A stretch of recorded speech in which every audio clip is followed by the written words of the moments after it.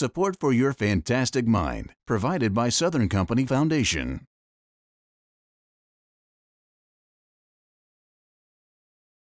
Support for Your Fantastic Mind, provided by the Georgia Department of Behavioral Health and Developmental Disabilities. For more information, visit opioidresponse.info.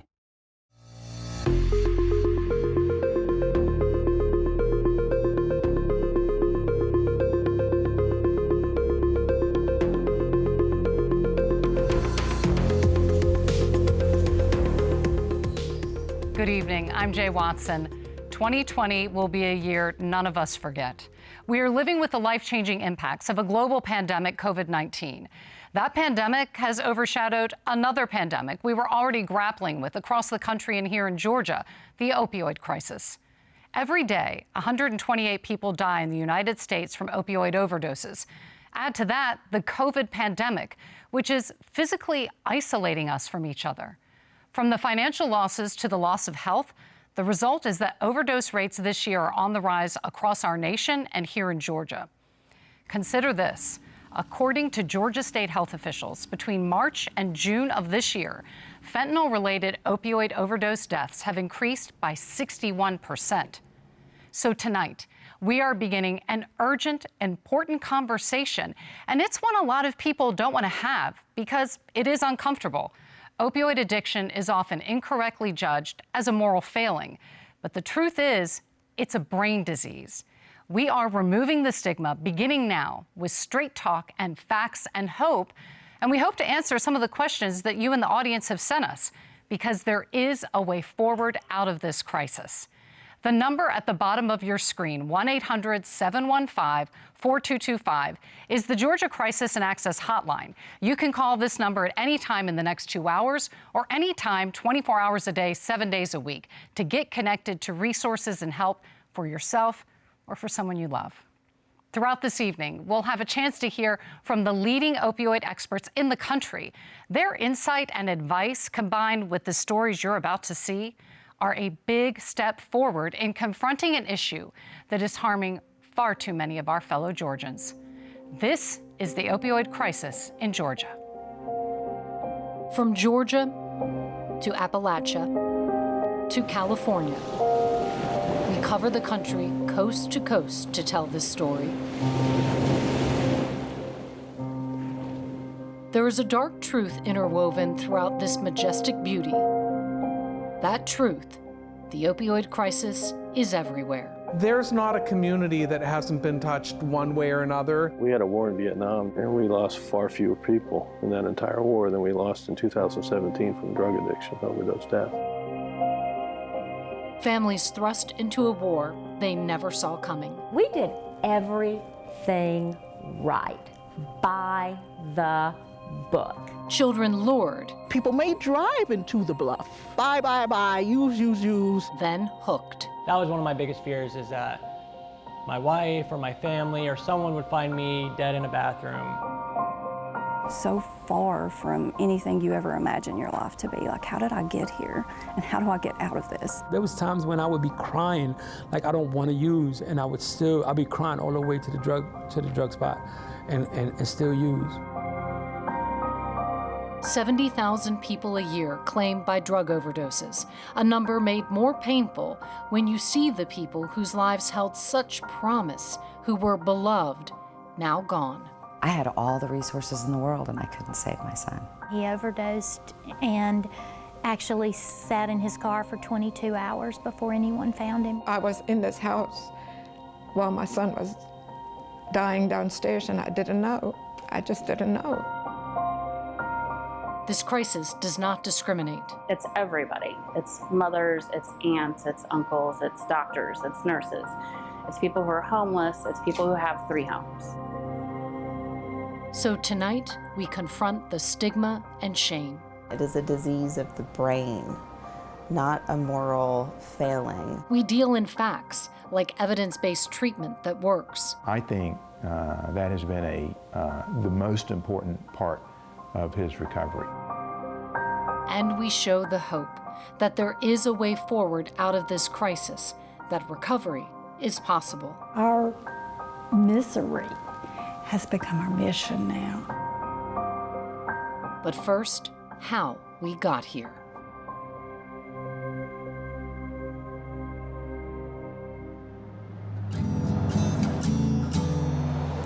It is a bucolic backdrop, the sort of place where the Main Street barbershop is still the hot spot.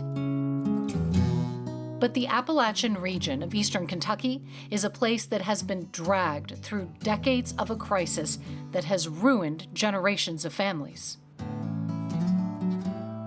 There's a lot of dealers everywhere. Hepatitis C and HIV rates have spiked because of sharing syringes. Kentucky has a syringe exchange program, but only about half the counties in the state have exchange locations. Wolfe County, Kentucky, is the #1 most vulnerable county in all of the United States for hepatitis C outbreaks. Nearby Bath County, where Jason York is the emergency management director, ranks 125th. Everybody knows someone. He says opioids are crippling the local economy. That money used to maintain and improve the town is going to the jail, overflowing with people incarcerated because of opioids. Our county's jail bill in 2014 and 2015 rose in 2017, 2018, 119% to just over $500,000. Now that's money that normally went to fixing roads, implementing social programs, employment, and it won't go there because it's going to a jail bill. This is a community with some of the highest overdose rates and drug-related arrests in the county. Dr. April Young from the University of Kentucky has been doing substance use research in these rural communities for 10 years. Not far from that Main Street barbershop is a neighborhood in crisis in Moorhead. And Young needed to recruit participants from it for a study she and her team are doing with Emory University. We bought a grill and a tent, and we staked out cookouts around local neighborhoods, including this one. And at first, people thought we were crazy for standing in the parking lot and grilling hot dogs in the middle of the summer. But then when they learned more about the study, they were appreciative that we were there to hear their stories about substance use and how their families had been impacted. So they helped us spread the word, and that's how this entire study began. Emory and Kentucky are collaborating on the project called Care to Hope, studying community responses to the opioid crisis. Kentucky is ranked 9th in the United States for opioid overdose deaths. Georgia is 30th. 1 year earlier in 2017, Georgia was ranked 11th in the nation. We've developed these coalitions, so there's 72 people involved in coalitions across 12 counties who are guiding the project. And then we've recruited 300 people who are actively using drugs, who we follow over time to study how their behaviors change and how hepatitis C and HIV changes over time, and how we can reduce their risk factors. At one time, Erica Walker could have been one of the people in the study. The longest 6 years of my life. The worst, darkest 6 years of my life. Having lost her brother to cancer and her first baby to SIDS, she became addicted to opioids. Oxycontin was the #1. Walker says the initial high was soon replaced by the need to keep withdrawal at bay, to avoid being what many call dope sick. She began dealing opioids, so she would always have a supply, but after getting robbed in a drug deal, she was desperate. We decide we're gonna get this money back. He goes to a bank, and he robs the bank. I remember just thinking, like, this is it. I've ruined my life. There's no fixing this. It took a second time robbing a bank before authorities caught Walker and her boyfriend.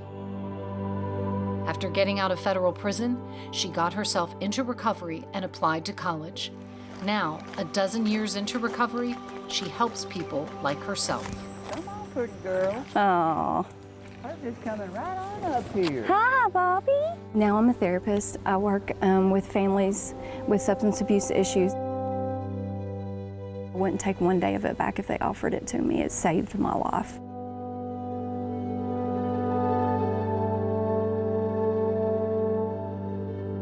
The goal is to take what we know from the scientific literature will work to reduce overdose deaths. Dr. Sharon Walsh is the director of the Center on Drug and Alcohol Research at the University of Kentucky.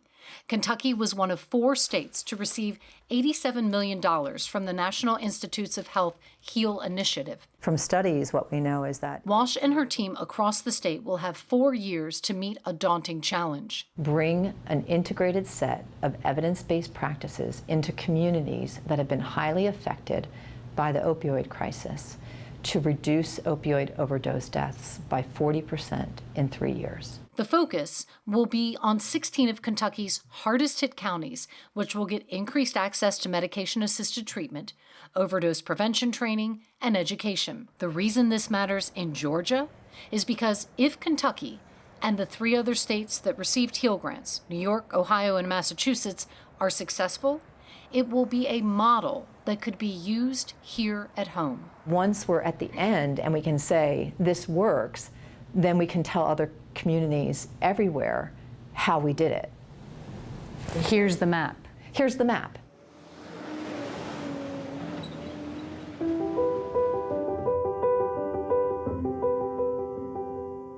In Cobb County in 2018, 112 people died from overdoses, acute drug toxicity, making them the second leading cause of death in Cobb County behind heart disease.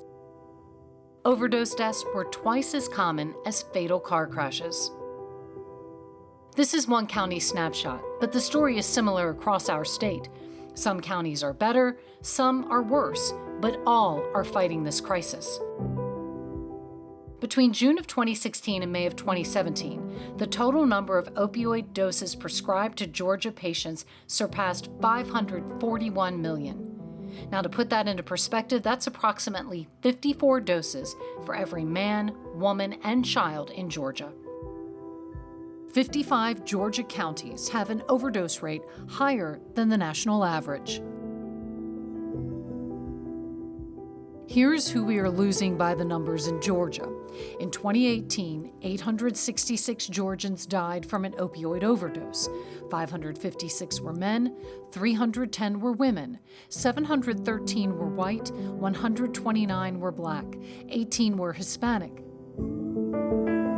68 were younger than 24. 220 were between 25 and 34 years old.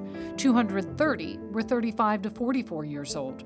165 were 45 to 54 years old. And 183 were over 55 years old. And the newest residents of Georgia are negatively impacted. In 2017, there were 762 cases of neonatal abstinence syndrome, which is what happens to a baby when they are exposed to drugs in the womb before birth. Dr. Claire Coles is one of the world's leading experts on NAS. Neonatal abstinence syndrome is the physiological response to withdrawing the opiates. So when the baby is born, they're cut off from their mother, of course, and they're no longer being supplied with opiates. And so their body responds as does an addict. Which means babies suffer from tremors, seizures, fevers, cramping. Children who have severe withdrawal will frequently be treated medically using other opiates in order to ease the child off and be able to wean them off in a medically appropriate way. The spike on this chart shows that the number of babies being born with NAS in Georgia was 5 times higher in 2017 than in 2007. All these different numbers lead to the same truth: the crisis does not discriminate.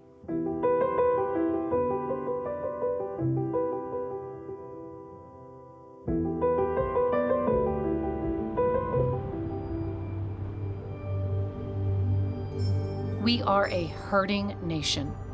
For those who medically need them, opioids are important. But the challenge is to make sure that only those who really need them get them. For example, the same percentage of people in the United States, France, and Italy live with chronic pain, but Americans consume 6 to 8 times as many prescription opioids.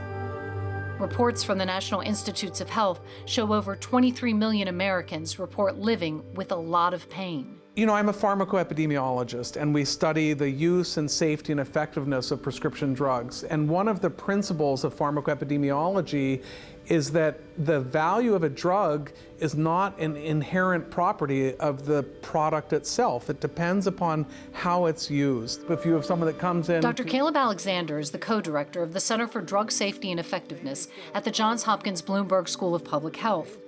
Alexander and his team examined the policies for Medicaid, Medicare, and major private insurers, looking at their coverage policies for drugs to treat chronic lower back pain. Their conclusion, published in the Journal of the American Medical Association: these policies steer people toward opioid use instead of safer and effective treatments like physical therapy and acupuncture. Commercial plans also made opioids cheap. The median commercial plan placed 74% of opioid painkillers in Tier 1, the lowest cost category. The copay would be $10 for a month's supply. We do now have randomized trials, however, that demonstrate, for example, for chronic knee arthritis, acetaminophen or Tylenol may do just as well as opioids over the long term in managing pain. The point is that that opioids aren't inherently bad any more than a hammer or a razor blade. It's how we use them that can make them helpful or harmful. And for someone at the end of life who needs palliative pain care, they can be invaluable. They can be invaluable for someone in childbirth or someone that is, has an acute hip fracture. But the point is that they aren't risk-free, and they're highly habit-forming. The CDC's current guidelines are that non-opioid therapy is preferred for chronic pain outside of active cancer, palliative, and end-of-life care.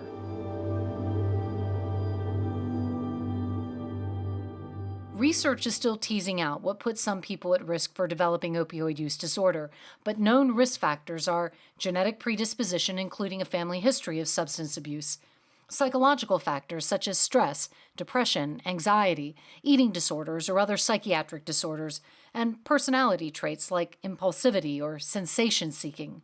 Environmental factors such as childhood trauma, access to addictive substances, and starting to use alcohol, nicotine, or drugs at an early age. I'm joined now by the Director of Addiction Services at Emory Healthcare, Dr. Justine Welsh, and by the Chief Medical Officer at Hazelden Betty Ford Foundation, Dr. Marvin Seppala. Thank you both so much for joining us today. I'd like to begin, if we could, with the reality that we are all living in this year with the COVID-19 pandemic. And specifically, I'd like to ask you both what change you have seen regarding patients seeking treatment during this pandemic. Dr. Welsh, I'll begin with you. So first, let me start by thanking you for bringing attention to this incredibly important topic. As far as patient care, most recently in the context of the COVID-19 pandemic, I've seen an increase in the number of patients seeking treatment, as well as the severity of substance use, including opioids, alcohol, and stimulants like cocaine. People are presenting to care who may have been stable in their recovery, then relapsed, or are completely new to treatment. However, I would really say that the biggest change has been how we deliver care through telemedicine or virtual services. It has allowed us to see people more frequently and from farther distances across the state of Georgia than ever before. I'm hopeful that we will continue to provide these services once the pandemic subsides. Dr. Welsh, thank you. Dr. Seppala, if you could answer that question. Yes, I'd say the same as Justine. We've gone to virtual services in our outpatient system and had tremendous growth there. But in our residential programming, where people would come in and stay for a few weeks that have a higher need and more risk, there's been a description from our access to care team who takes all the phone calls. And they said that they haven't heard kind of the desperation that they're hearing from people right now in a regular way. On occasion, they would get people that are desperate, of course, but this has become the norm where people just have to get in. They want to get in, figure out a way to get into treatment right now because things are going so bad. And I think it's related to COVID and the excess stress that's going on in all of our lives under these circumstances.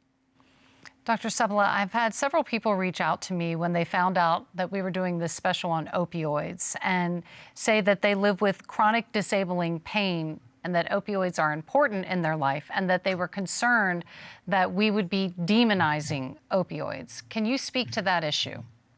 Yeah, I'd be glad to. Opioids are remarkable medications when used appropriately, and they're the only medications that actually work for certain types of pain and certain severity of pain. I mean, moderate to severe pain in most cases requires opioids.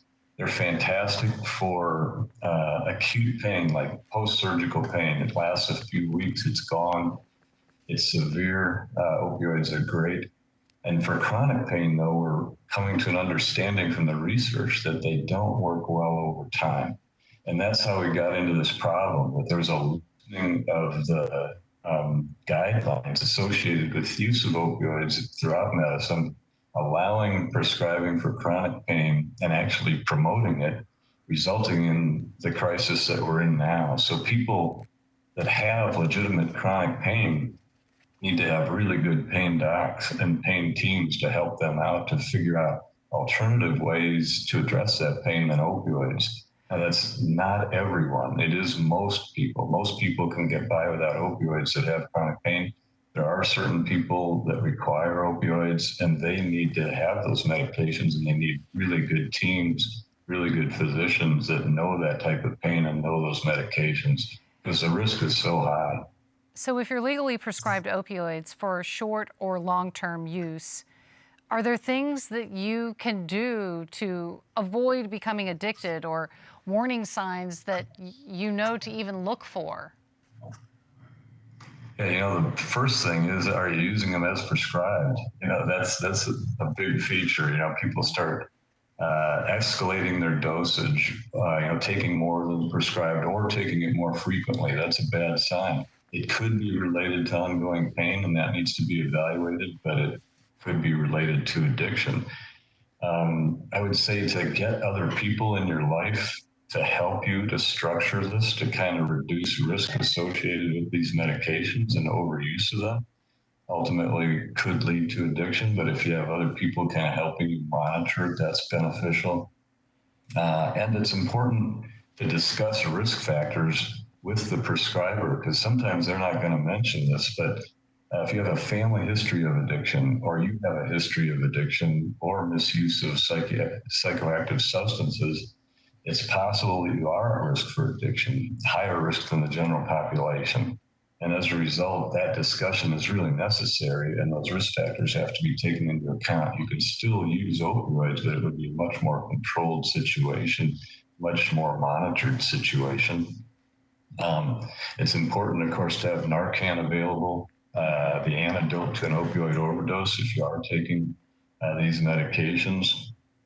And if you have a family history of addiction, or you have a history of another mental illness, or you have a history of some sort of life trauma, whether it was a war trauma, bad car accident, sexual trauma, that sort of thing, you are at higher risk, and that needs to be discussed with the provider and precautions taken as well.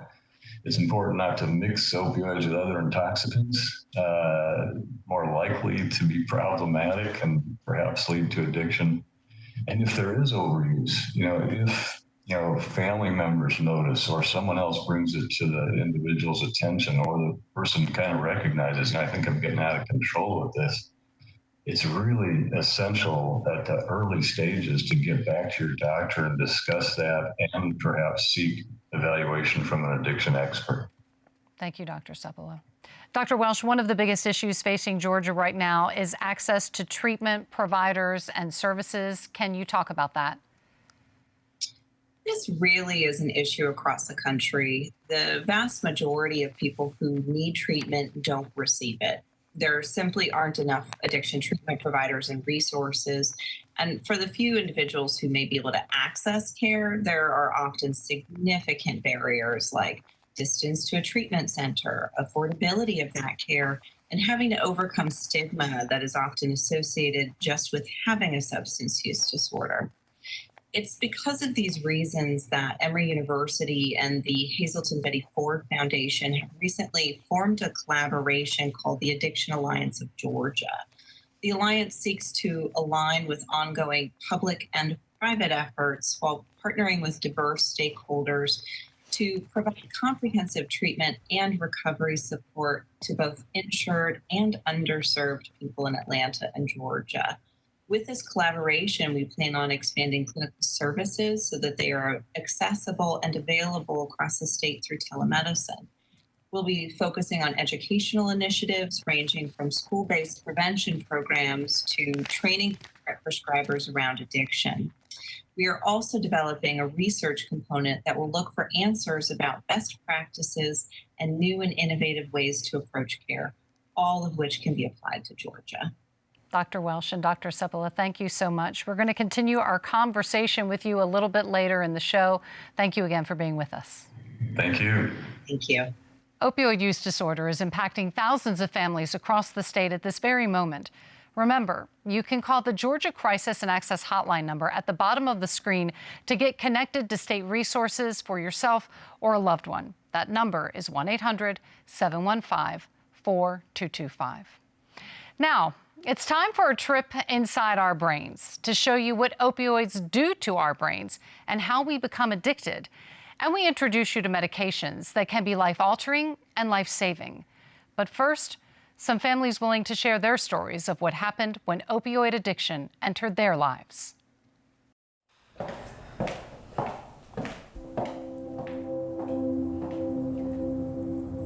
Purple was his favorite color. I have my favorite Mother's Day card. I love you very much. I honestly didn't know what an opiate was. Christopher in 8th grade was diagnosed with ulcerative colitis. 15 to 18 times a day you're having diarrhea and horrible stomach cramps, and for a boy in 8th grade it was horrible. By the time Cami Wolf Rice's son was a senior in high school, he had surgery to remove his large intestine. He had so many complications. He was in the hospital for 70 days, on morphine for 70 days. So really, at that point, I mean, now that I know all that I know, he was doomed then at that point, before we even got the 90 Oxycontins that we went home with, and then the refill of 90 more. I was timing it. I was like, okay, honey, you just need to stay one more hour, you can have a pill. So yes, I was feeding him those Oxycontin. There was never a conversation ever about anything about addiction. I've never in my life seen my mom so happy. It's so important to me. Christopher was out of college and living at home before Cami would learn her son had never stopped taking opioids. I was talking to Christopher at the table, and he literally fell asleep at the table in conversation. I can't even tell you how shocked I was. Inpatient opioid treatment began. Relapses always came. Unable to get prescription opioids, Christopher eventually moved to heroin. How many times was he in treatment? 5, I believe. 5 different treatments. This is a bracelet that the Cambodian grannies made. On a trip with his mom to Cambodia to visit the school she and her husband had opened for children there, Christopher overdosed and died in their hotel room while she slept. There's nothing worse. There's nothing worse than a parent losing their child. There's not even a word for it, because there is no way to describe it. And I'll never be okay. I'll never. Every morning I wake up, I think the first thing when I open my eyes is another day without Christopher. Look at the smile on him. He's just beautiful. In those 5 times in treatment, Cami's son was never offered medication-assisted treatment. The first time I heard about it, I was in a meeting with a doctor. I got in my car and bawled like a baby because he didn't have that opportunity. Patient 1136, please come to window 1. Here's medicine, 30 milligrams. We have evidence-based treatments for opioid use disorder. Someone who is on medication-assisted treatment, they double their likelihood of achieving abstinence in periods of early recovery. There are 3 FDA-approved medications: methadone, buprenorphine, and naltrexone. The popular names are Suboxone, Subutex, and Vivitrol. Director of Addiction Service for Emory Healthcare, Dr. Justine Welsh. There's a significant stigma against these medications. There is this concern that if somebody is on a type of medication-assisted treatment, that they're not truly abstinent. They're taking some sort of drug. And in reality, that's just not true. To understand how these medications work to help people remain abstinent from using opioids, we need to first take a look at what happens to a brain on opioids. Our brain is filled with opioid receptors. When the brain is stimulated by things we find pleasurable, such as eating, social interaction, or sex, these receptors are activated and cause dopamine to be released. When someone takes an opioid, it is much more potent and causes much more dopamine to be released, which can cause a rush of euphoria and a sense of well-being. For a person in pain, this can alleviate that pain. The more someone takes opioids, the more the brain adapts to having them around. It's called tolerance. You need more and more to relieve the pain or to get high. Oftentimes, people have to take higher doses to control withdrawal symptoms, such as aching, fever, diarrhea, vomiting, sweating, and chills. Now to the medications that treat opioid use disorder.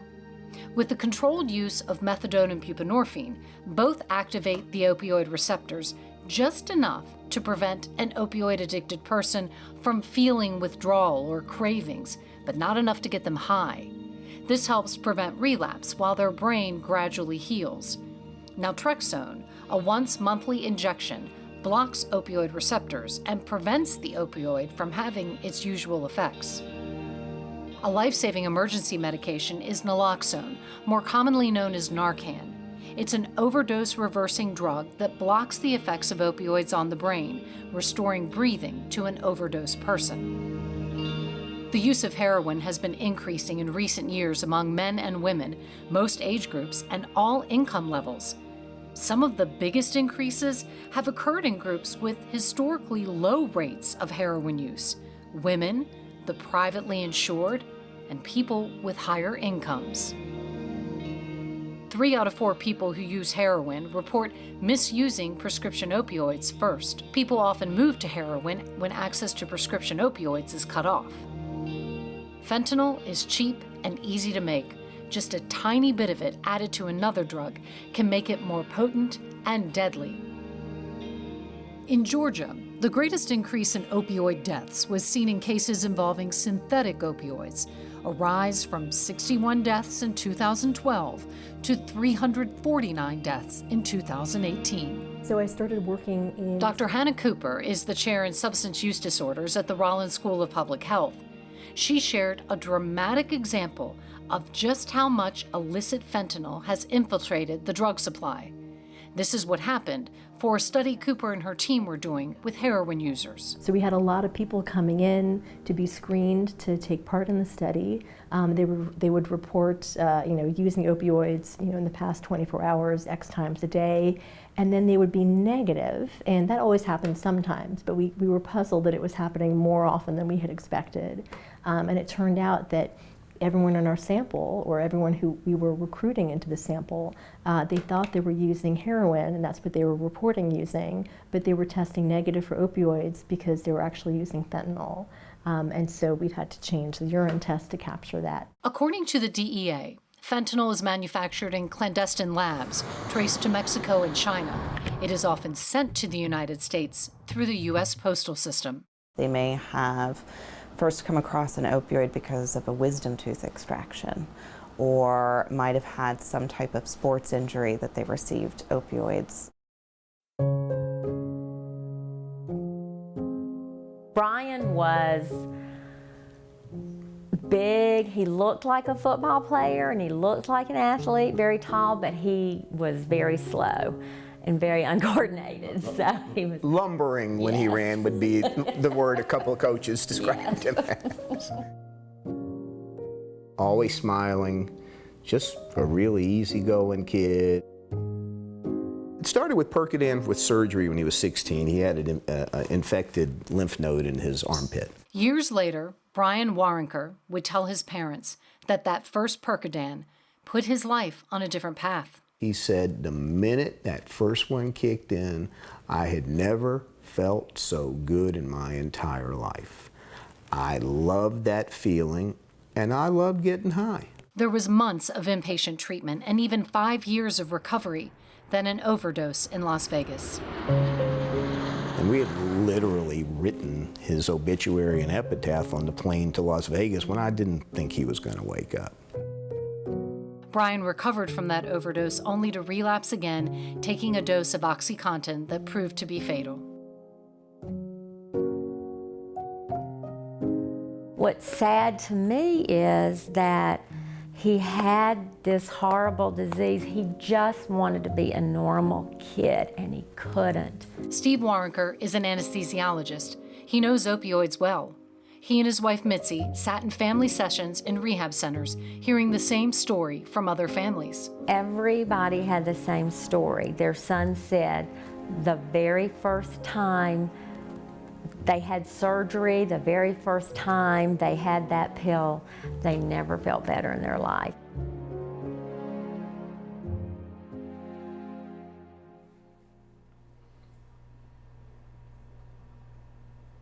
When his autopsy came back, it was cocaine, heroin, but it was the fentanyl that killed him. Frankie McCaffrey was a good kid, happy, loved, easygoing.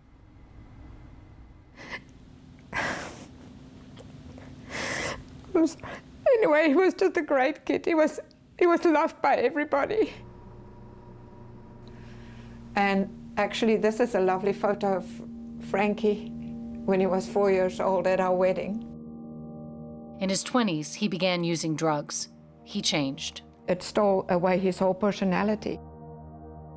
It wasn't Frankie anymore. It was somebody completely, it just stole his whole personality away from all of us. When Jeanette McCaffrey, an OR charge nurse at Emory University Hospital, realized her son was using heroin, she and her husband sent Frankie for inpatient treatment. He was there 3 months. She hid from her coworkers what her family was going through. But I kept it to myself, you know. And why? Because of the stereotyping. I didn't want people to think Frankie was a loser, because he wasn't a loser. Oh, I think it was here. And I realized I had an addiction that was becoming a problem when I couldn't do anything without doing dope. Like so many families, Jeanette was doing all she could, even on the night of Frankie's fatal overdose. You know, it came back that Friday night, we talked and, you know, didn't even talk that much. I even did a urine test on him. I said, Frankie, if you come into the house, we've got to make sure you're clean. Did a urine test on him. And that was negative, so it was all fine. She didn't go downstairs to his basement bedroom until the next day. That's something I have to live with. I was in this house while my son was dying downstairs, and I didn't know. I just didn't know. I had Narcan right here. If I knew, I would have, you know, but I didn't know. I just didn't know.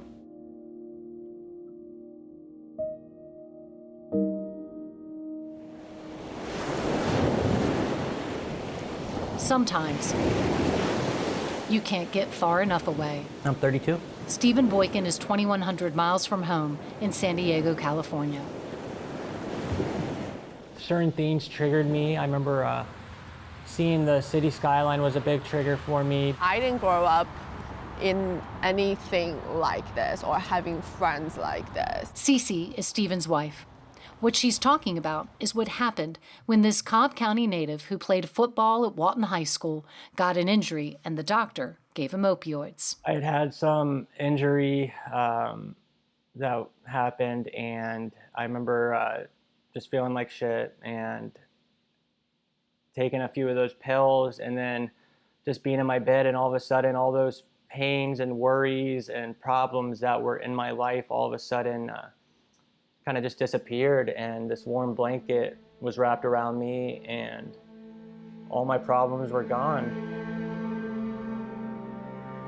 The great truth of that first opioid high was that all of Stephen Boykin's problems were about to begin.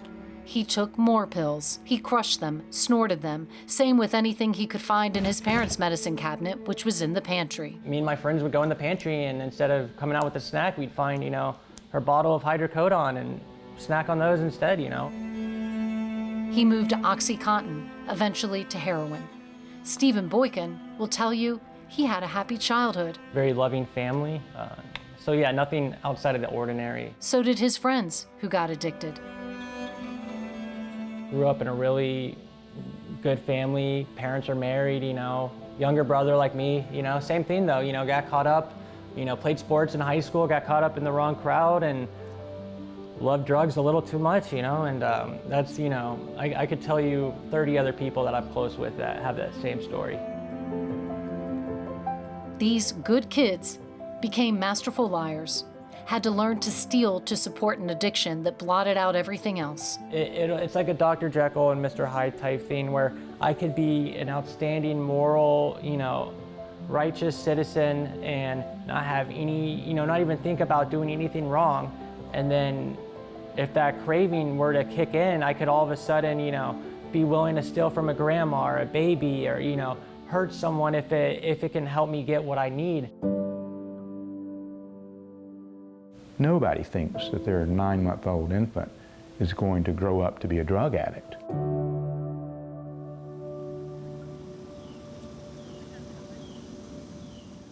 Frank and Karen Boykin would discover Stephen's addiction when he was home from Georgia Southern University for Christmas break in 2010. I was up early balancing my checkbook, and I noticed that there were several consecutive overdraft charges, each above $1,000, hitting my account within just a few, like a couple days. I remember he took me up into his office and locked me in there.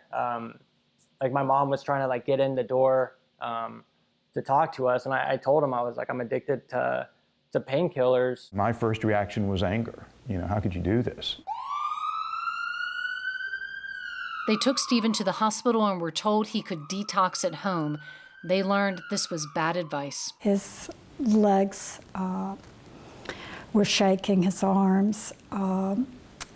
He was sweating, he was throwing up. It was very scary seeing this. They said he wouldn't die, but he would feel like he was dying.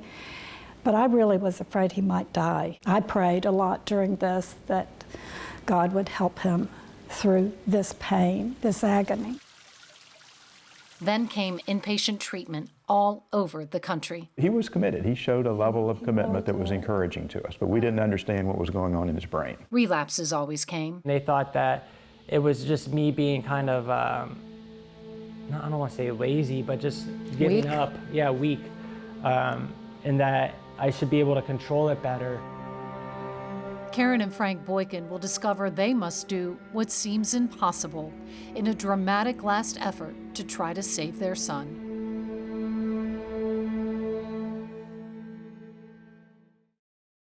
Cami Wolf-Rice, Christopher's mom, joins us now. Cami, thank you so much for being with us today. It's great to see you, Jay. Thank you for having me. I know you have dedicated your life to education and prevention, and we're going to be showing some of that in a few minutes. But what I would love for you to talk about now is something I think a lot of families need to hear someone address, and that is the stigma of addiction, the shame you felt because your son was addicted. And I know that you are so far beyond that now, but if you could, if you will, take me back to then, talk to me about the stigma and how it impacted you and Christopher. It's interesting you say that, Jay, because watching the documentary and the interview, when you said Christopher did the heroin, it still struck my heart. And the reason is that we've criminalized addiction in our country. And my son wasn't a criminal, and to think about the language that we use when we talk about people fighting substance misuse. It's a drug abuser and a drug addict.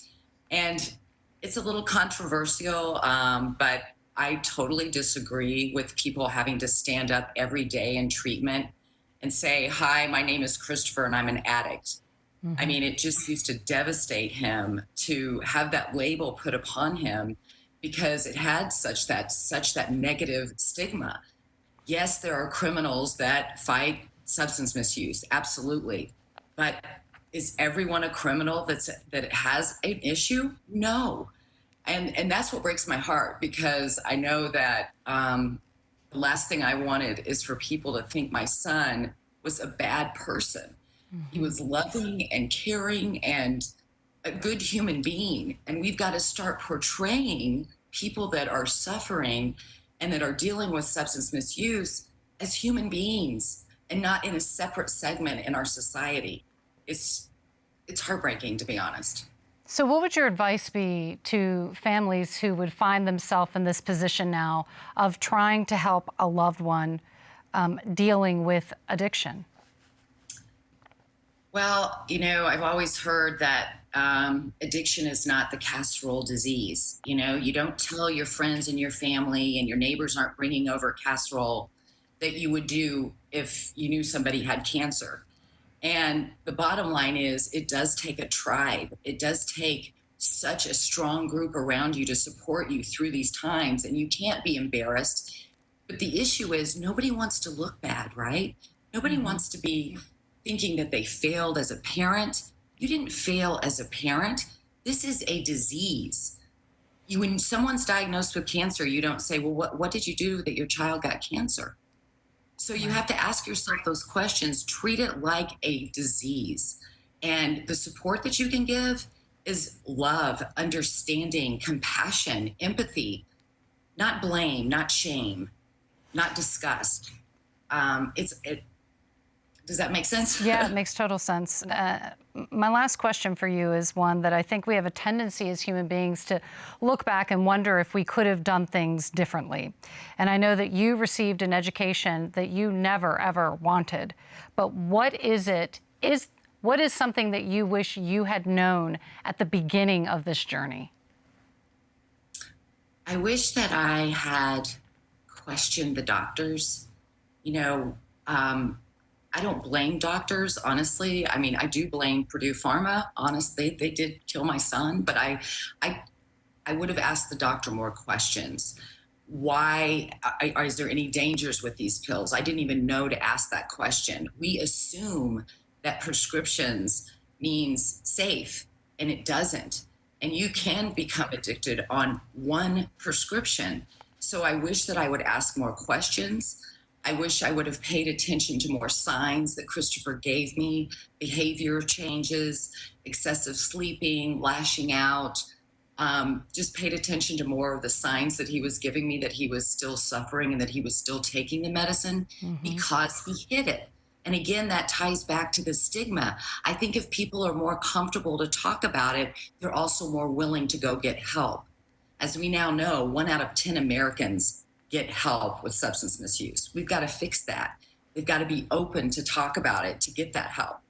Cami, what I love is that your story is far from over. And in a few minutes, we're going to be able to show people everything you are doing to prevent this from happening to other families. I cannot thank you enough for being with us today. It's great to see you again. Thank you, Jay. And I'm sorry, if I could just say one more word about the MAT program. Don't be afraid of getting assistance for your loved one with a medical assisted treatment. To me, it is absurd that we're even having a conversation of whether or not you should do it. If you have medicine to save someone's life, why is that even a conversation?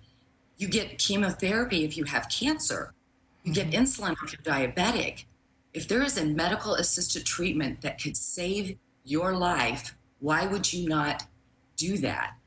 If I had that opportunity for Christopher, right now you might be interviewing me as one of the mothers that their child survived this and is on the other side, but you're not. That's a very good point. Thank you for sharing that with us, Cami. And I can't wait to show people the rest of your journey and all that you're doing shortly to come in the program. Thank you, Cami. Great to see you. Thank you. I'm joined now in the studio by the immediate past president of the American Medical Association, Dr. Patrice Harris, and the commissioner for the Georgia Department of Behavioral Health and Developmental Disabilities, Judy Fitzgerald. Thank you both for being here. We're thrilled to have you today. Now, because we are in a pandemic, Commissioner Fitzgerald and Dr. Harris are more than 8 feet apart, and we were all socially distanced and masked until the taping of this segment began. Thank you very much. I want to go back to what we just saw, Cami Wolf-Rice. She's a mother who lost her son, and we know too many families in this situation. So let's dive right into this. We saw in the video that her son was never offered medication-assisted treatment, many times in treatment. Dr. Harris, why is there such stigma against this treatment? You know, it's so hard to see that because we know what works. We know that medication-assisted treatment is evidence-based. The data is clear. Those who have an opioid use disorder do better than those who do not have access to medication-assisted treatment. You know, I think there's still a stigma. You know, there's a stigma associated with having a substance use disorder anyway, and such a stigma with medication-assisted treatment, even within the treatment and recovery community. And I believe what's driving that is inaccurate information and misinformation. So let's just start with the science, and we should make sure everyone has an equitable opportunity for MAT treatment. Commissioner Fitzgerald, what do you consider Georgia's biggest challenge when it comes to this epidemic? And what are some of the things that are needed to move the state forward? So I think there are a few challenges. You've heard over and over the issue of stigma.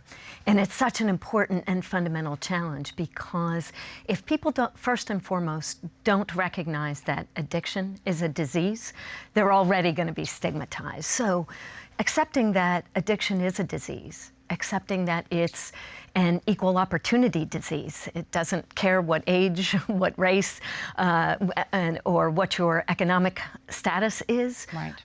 Addiction can be a part of any of our lives. So recognizing those fundamental truths is important. Once you accept those, then you can start to accept, just as Dr. Harris was saying, that treatment is available and treatment does work. And there are many paths to recovery. The most important thing is to break through that stigma and make it possible for an individual to say, I think I need help, and to reach out to others when they believe that they do. Another question for you. How can the Addiction Alliance of Georgia best support the state's efforts? So we were so pleased to see the Addiction Alliance of Georgia come together. Here's what's really great about what's happening in Georgia and why we're so proud. That really was led by private sector individuals, a leading academic institution right alongside a national treatment provider organization who the state of Georgia already had ties with. And right from the beginning, they said, how do we make sure that underserved and uninsured individuals are a part of the conversation? And they invited our organization, DBHDD, to the table. And what we came to recognize right away is we're at our best when the public sector and the private sector are working together on behalf of Georgians in need.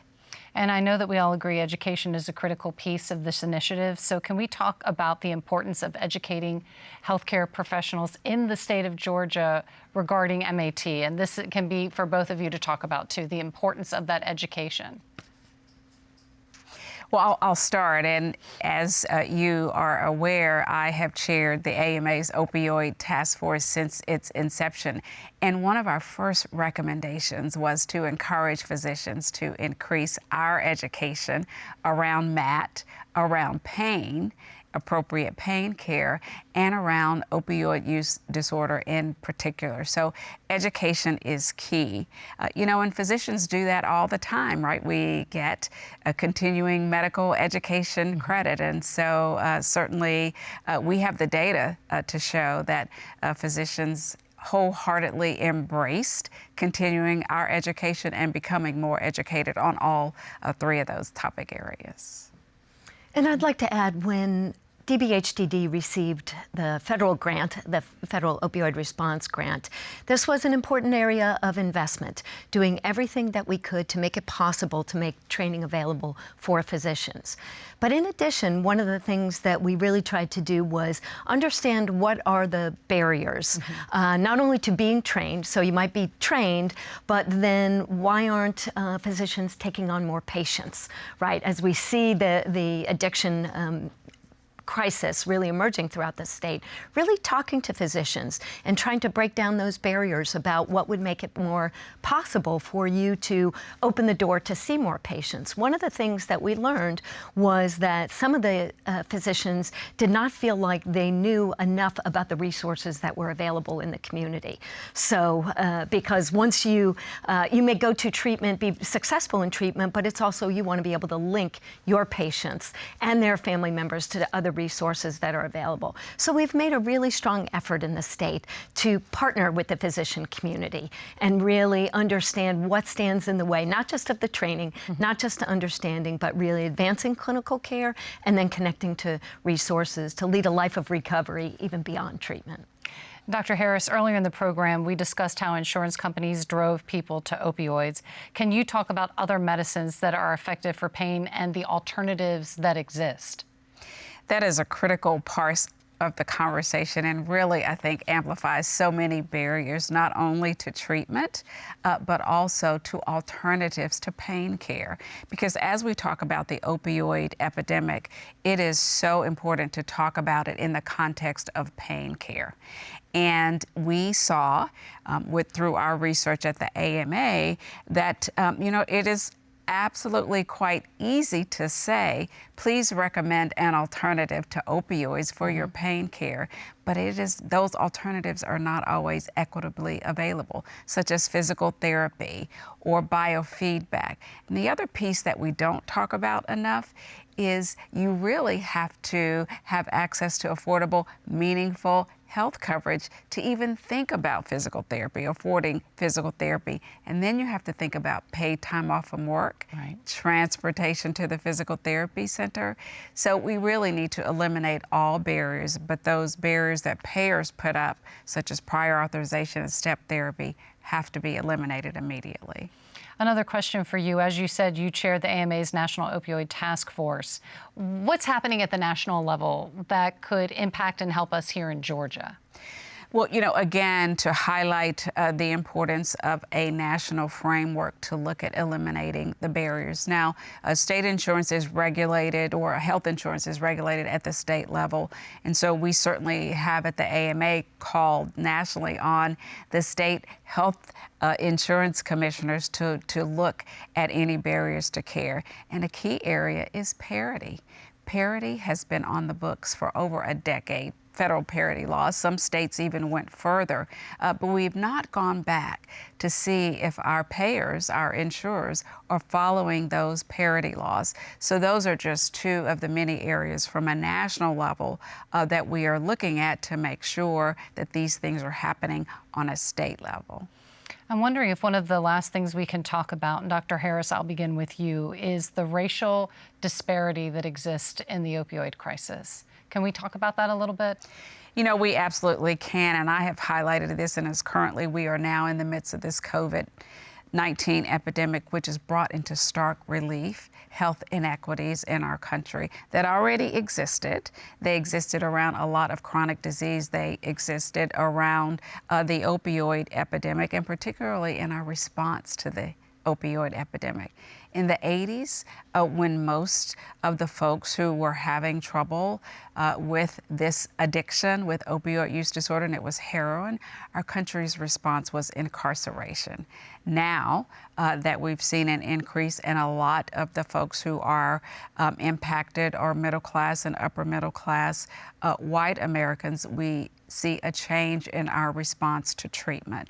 Now, as a psychiatrist, I am glad to see that change in response, but we have to appreciate our inadequate and unfair response before and make sure, actually it's even more important to make sure that everyone has access to medication-assisted treatment or other therapies for an opioid use disorder. Yeah, if I could just add to that. You know, as I mentioned earlier, you know, addiction as a disease is sadly an equal opportunity disease and pays no mind to your age. As we saw in the video, so many families all around the state are impacted. And so in the same way we know that it can impact anyone, we're working hard to make sure access to treatment and all paths to recovery are available for people all throughout Georgia. And that's really the reason our department has prioritized. Our priority population are individuals who are uninsured, but making sure we're working in partnership with community providers to ensure that medication-assisted treatment, peer services, recovery, and all the other ways that people might take that first step are available all throughout the state, and we'll continue to do that. And it's an important conversation that we clearly need to continue. Commissioner Fitzgerald, Dr. Harris, thank you so much for being with us today. Thank you. Jay, thanks for your interest. A reminder that you can call the Georgia Crisis and Access Hotline number at the bottom of the screen to get connected to state resources for yourself or a loved one. That number is 1-800-715-4225. We're going to pick back up the story of Stephen Boykin. Addicted to opioids for years, his parents trying everything to help him. Like many families, they felt they had no good options left. All of my hope had disappeared. We were doing all the right things. We were attending meetings. Stephen had gone to treatment, and we were doing everything right, but he kept relapsing. They had done everything. As chief financial officer of Mohawk Industries, Frank had made countless high-stakes decisions in a multi-billion-dollar industry. Yet no amount of right decisions or intentions was saving their son. Frank and Karen were told it was time to cut ties with their son, a last-ditch effort to save him. Karen remembers being told, if you allow him to come home, he will probably relapse and he may die in his childhood bed. So where do you want him to die? Do you want him to die on the streets of Atlanta, or do you want him to die in his childhood bed because you have provided a roof over his head, food, finances, that sort of thing? They cut him off. And he just said, you don't love me anymore. How can you do this to me? I remember that was like a big, eye-opener for me, because that was the first time they had ever actually kind of cut me out, so to speak, from even communicating with them. I had always been able to at least talk to my parents about my problems, and this was the first time they didn't want to hear it. They were better off just not talking to me. Stephen was homeless for over 2 months. It would be his 5th time in treatment at Hazleton Betty Ford in California. That was the first time he was ever offered medication-assisted treatment. So this is Suboxone. Doesn't taste the best, but besides that, it helps me from living the heroin junkie lifestyle that I was living for years. So this is a lifesaver. Friends, come on, roll over. You got it. Roll over, roll over. Good. Is that a trick if you have to push him? He has been in recovery for 3 years. Where would you be today without medication-assisted treatment? Could be dead. The cravings and the thoughts and the urges, they're not really there anymore. Cool piece right here. 25 if you wanted it. I like the colors on this one. Life is amazing right now. Here it's going to be all Harley Davidson. Shortly after I started taking Suboxone full time, I do them both for 30 if you want it. Really started to focus on, this one's like 40. My passion. Well, if you get it with everything else, I'll cut you a deal and do it like for $10 or something, Stephen and Cece opened a vintage clothing store. Pretty much, we got a bunch of 80s and 90s clothes in here. Open for 2 years, Vintage Threads and Grails in Pacific Beach is already in the black. I think it's the nostalgia behind it. Probably about after a year of being on Suboxone, I could see parts of the old Stephen come back. He would call and say, how are you doing, Mom? What? You never ask about me. What's going on with you? And there was a protectiveness now, like the old gentle Stephen was back.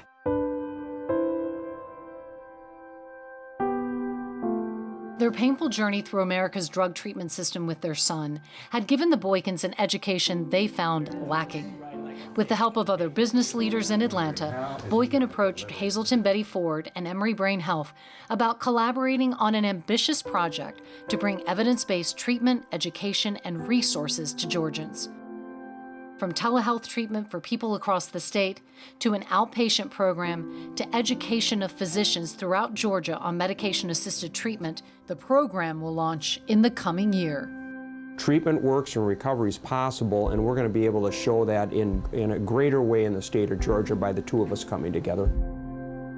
We can combine our neuroscience strength and our strength in understanding trauma with their tremendous strength and experience in the treatment of substance use disorders.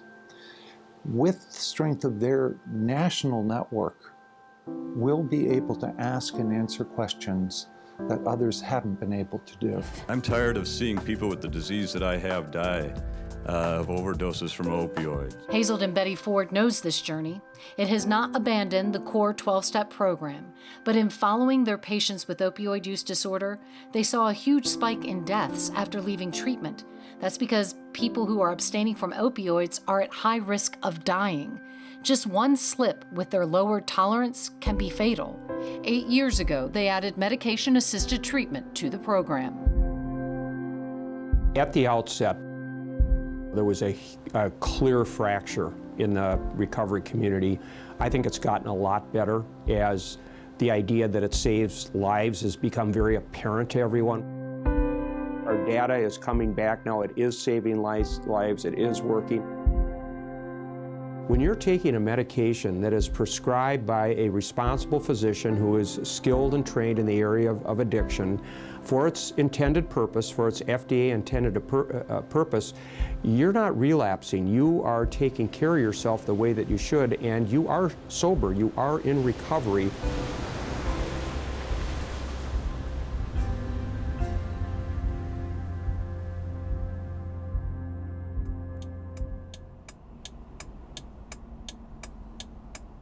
He overdosed and actually sat in his car for 22 hours before anyone found him. We had an APB out on him, the whole 9 yards.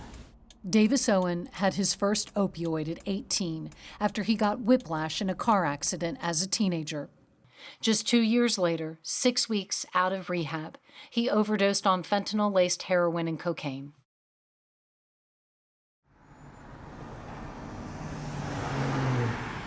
We're at the Zone. The Zone is a 21,000 square foot recovery support organization, and our goal here is to help people in recovery stay in recovery. So we are the first and only recovery support organization in Cobb County. And last month alone, we had over 3,200 visits here for people to get out of their head and receive the services that they need to stay in recovery. Davis was 20 years old in this photo, and that's the year that he also died. Missy Owen created what Davis did not have when he got out of treatment, a place to connect socially, to get free resources and services. The meetings we have now are about 36 per week, and we have parent meetings, we have adolescent meetings, we have the 12-step meetings, we have all recovery meetings, we have medically assisted, we have LGBTQ, we have every kind of meeting that we can think of because we support all pathways to recovery. The Zone is the model for the state of Georgia. We've been proclaimed a local, state, and national model.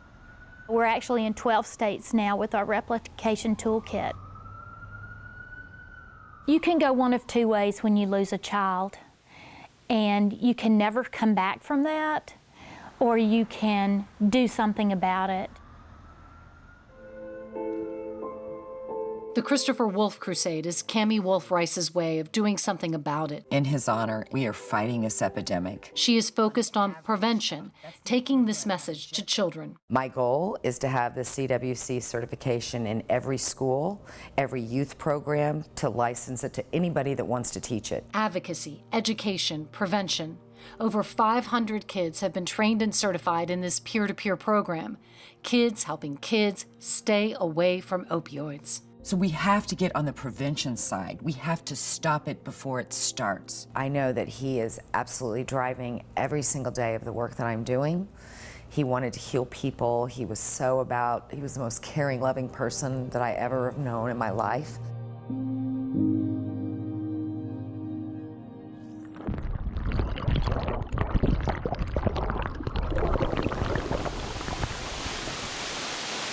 Toccoa Falls in North Georgia is a popular tourist draw. We probably see 150 a day. Just a few miles from the falls is a place that is busy every day of the week.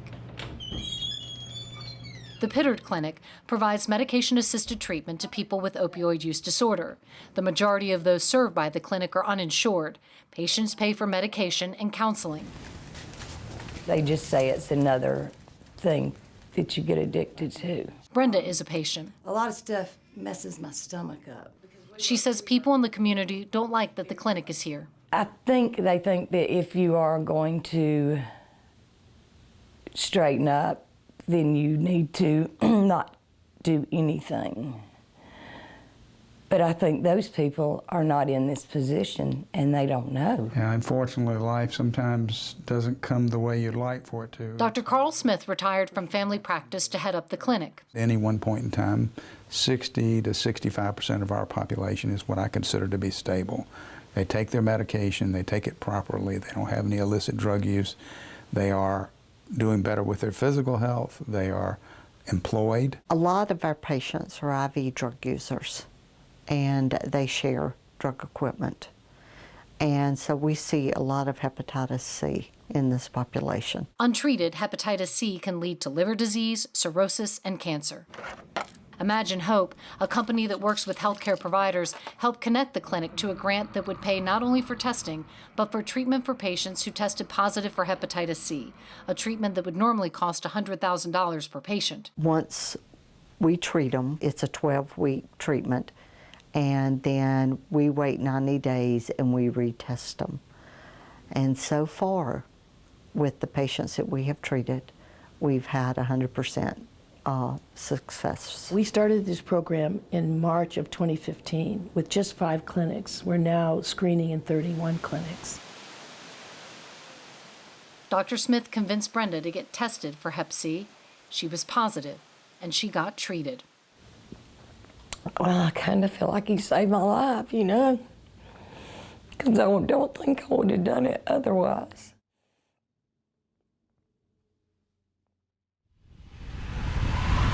We've had a lot of overdose deaths in this neighborhood in particular. The Little Five Points section of Atlanta is Andy Gish's neighborhood. Lived here for about 20 years. It's why on her day off from being an ER nurse, she's still on. These are naloxone kits or Narcan kits. Making sure businesses in the area have the overdose reversing drug naloxone in their first aid kits. It was a cause she came to after what she witnessed at her job. They were coming in much worse shape. They were younger. It wasn't a typical overdose. It wasn't what we had seen before. The synthetic opioid fentanyl had entered the opioid scene. Incredibly potent, just a few grains could be fatal.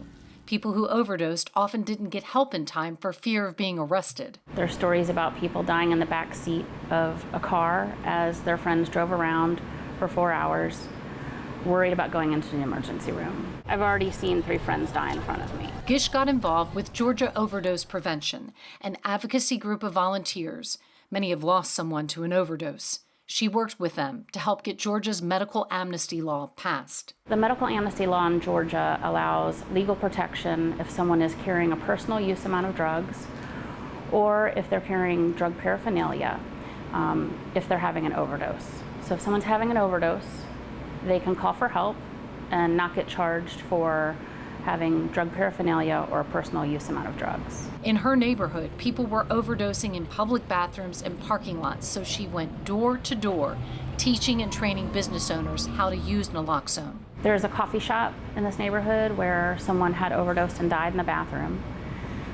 Their manager reached out and said, please, can I get some of this naloxone? I don't want this to happen again. And I met her and trained her. Within 2 weeks, I got a phone call from her, and she had used it in the bathroom and reversed someone. We don't want to be the neighborhood where people die. We're trying to reduce all the harms that we can. You got it. There is a lot to lug. All right. But they are always set up in time for lunch. Feed them and they will come. Do you see that car? That car up there, that's where we're going. That car and that pecan tree. We are in the English Avenue community. On the streets, this is known as the Bluff. There's 2 doses in here. Atlanta Harm Reduction Coalition does this several times a week, goes into vulnerable communities. You see that? So that goes right in the nose. All right, 1, 2, 3, 4, 5, 6, 7, 8, get you 11. This is where outsiders know to come and buy drugs. Do you need any condoms or naloxone? Georgia's legislature voted to pass a bill legalizing syringe exchange in Georgia in 2019. The coalition has been doing it much longer, for 25 years. 67, 68, 69. A steady stream of people come to eat. It's a 3-course meal, dang! To exchange their used needles for new ones. 8 in, 11 out. To get the overdose reversing drug naloxone, or to be tested for HIV or hepatitis C. Harm Reduction co-founder Mona Bennett. A judgment-free zone is vital. The people we serve are treated like crap almost everywhere else. 39 states now have syringe exchange programs. Many passed after what happened in Scott, Indiana. In southern Indiana, made national headlines. A rural area hit by the opioid crisis. It tore through the community. Among its 4,000 residents, 231 of them wound up with HIV from sharing needles. Almost 6% of the population. It's gotten a lot better. Drug use is still rampant, but syringe exchange helps stop the spread of HIV. And that is the foundation of harm reduction, reducing harm to the individual and harm to the broader public. Harm reduction also helps people into recovery. We have had a lot of people come to us, Mona, I'm ready. 1, I'm ready to quit. 3. Harm reduction is a bridge to treatment. We didn't get into this crisis overnight, so it's going to take a while to dig out of it. A lot of people served by Atlanta Harm Reduction Coalition are uninsured, making access to treatment difficult. I think that is something that Cassandra Price is the director of the Office of Addictive Disease at the Georgia Department of Behavioral Health and Developmental Disabilities. We're expanding treatment services to help them reach a state of recovery. The state of Georgia has expanded from just 2 medication-assisted treatment programs for the uninsured to 21 since 2017. $4 million in state funding, in addition to federal funds, has increased the number of addiction recovery support centers across the state to 25. Approximately 2,000 Georgians have been treated using MAT thus far. The issue of stigma remains a problem, and this is part of the state's effort to change that. Think about it, 20 years ago, would you have seen someone in recovery on a billboard, loud and proud? Billboards throughout the state showing people in recovery from substance use disorder, putting a face on this crisis. We want people to know that there's hope. This crisis is awful. We used our funding to get peer support focused on individuals who have lived experience using medications from opioid use. I have to reach for the stars. That's right. The state also works with nonprofits like the Georgia Council on Substance Abuse. 650 people in recovery throughout the state have been trained to be peer specialists, people who support other people working toward recovery. We need more treatment in Georgia, am I right? This weekend, the training is happening in the English Avenue neighborhood. Number of people Council Executive Director Neil Campbell. Between 3 and 4 people a day are dying. A day. Wow. If it was Ebola, what would we be doing? Be a national crisis. Be a national crisis, we'd be figuring it out pretty quickly. So let me ask you, what have we done well? I'm a certified peer specialist. Tony Sanchez has that lived experience, hard-lived. So I come from a family of entrepreneurs. Sanchez means drug dealers. Raised in the Bronx, he was addicted to opioids and is unflinching in sharing what he did to answer the cravings from his addiction. I know what it feels like to leave my wife in the hospital and she's about to have surgery and go home and steal all her medications and either sell them in the street or use them myself. You know what I mean? I know what it feels like to spend more time in jails and in prisons to the point that I thought that I belonged there and I didn't know how to function. I know what it feels like to come home and seeing all the pictures on the wall, and I'm not in any of those pictures. In recovery for decades and living in Georgia, this home-owning married grandfather has lost track of how many people he has helped as a peer specialist. But within his own family, the losses continue. My first cousin passed away in August of last year. My brother-in-law just died in September. My brother, he just told me that he overdosed in July, but they were able to bring him back Narcan, and because of stigma and shame, he didn't want to talk about it. Sanchez is leading this event in Macon on mental health. He works for the state of Georgia, making his living fighting against the very disease that almost claimed his own life. I'm the director of the Office of Recovery Transformation, a state job with a director's position, and I am a returned citizen. I spent so much time in prison, and they know, and they still pay me. My house is paid for. I'm a taxpayer. I'm a father. I'm a grandfather. I'm a business owner. I'm a member of my church. I'm a productive member of my community. I help to enhance my community. I show up. You know, I have purpose today. Thank you. Is life perfect? No, because life, you know what I mean? If we're breathing, we gotta go through things. But I get to participate in life. I get to participate in life. I am no longer a spectator. 50% of surveyed Americans report that they know or have previously known someone who's addicted to pain relievers. It's a lot of people.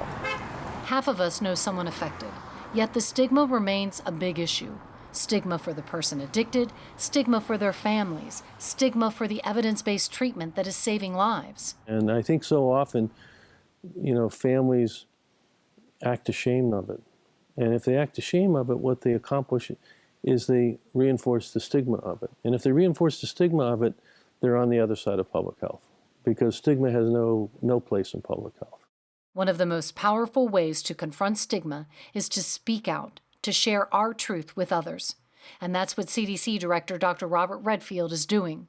A married father of 6, his son became addicted to opioids. I really thought I probably was an expert, but I tell you, I had no concept of addiction until it entered my own family. And, you know, we have a great family, but I can tell you it almost ripped our family apart. I didn't realize that addiction is not a medical condition that confronts the individual only. It's definitely a family community medical illness that we're confronting. Information in health in America. One of the gifts of being a doctor, if you really get into it, your patients become your friends, and you kind of learn more. I guess that's why I was shocked that I didn't quite understand this until it really entered my own family, because I really wish I understood what I did now. I would have probably been a better doctor to all of them. He found himself in the all-too-common, frustrating position of trying to get his son help that would work, that would save him. When I was looking for my own family member, tried to look at programs records, what was their percentage of treatment success? Well, you can't find it. I want to know their methods of treatment. I want to know what their outcomes are. We love our child that got involved in this dearly. It was a great gift. I'm happy he's 4 years from recovery now. I think it's a great gift that he was able to decide to accept treatment and go into recovery. But we would go to gatherings and, you know, no one would talk about addiction. And then my wife would make some comment about our son's journey. And then about 5 minutes later, a couple would cross over to come talk to us and say their son just overdosed.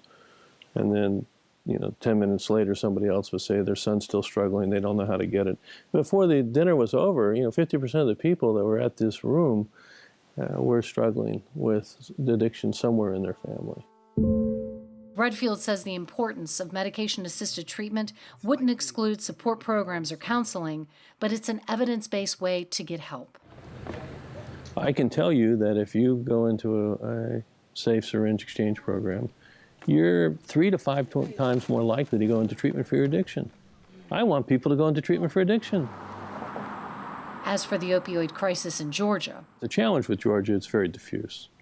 You know, some people may want to think that the biggest problems are in the urban areas like Atlanta. The truth is, much of the problem is actually out in the rural counties. Here in Georgia, you have certain counties that have received 50 million tablets of oxycodone for a county, enough to treat every single man, woman, and child in the county. Redfield says the prescription monitoring programs have cut opioid prescriptions by 60%. I think we have to say it the way it is. The bottom line is the prescription for an opioid is one of the most critical decisions a provider would make.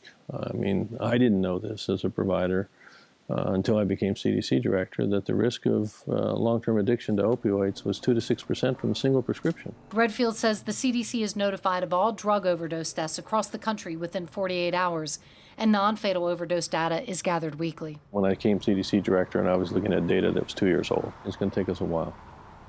But I had no question we're going to get out of it. And ultimately, science is going to get us out of it. But in the interim, we have to use the tools we have now to the best of our ability. But we can't lose sight of the possible. Those words come from experience as a scientist, physician, and father. My wife and I just broke down in tears maybe 16, 18 months after he was in recovery, when he called one day and he said, you got your son back.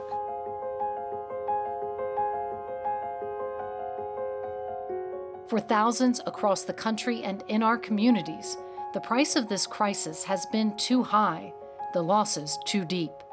But resilience. You have to have the advocacy, the education, and the prevention. And resolve. We support all pathways to recovery. Are driving forces in making sure this doesn't happen to others. Institutions linking arms, translating the science, breaking down barriers to treatment. I got sober in December of 2006. People sharing their stories. I can do a lot of stuff that I didn't think I was able to do. So that's kind of how I feel. Getting rid of stigma. It is a community with a lot of needs, but it's also a community with a lot of heart. The goal, quite simply, is this. It is. Intact families on the other side. Our life will never be the same, but that's not a bad thing.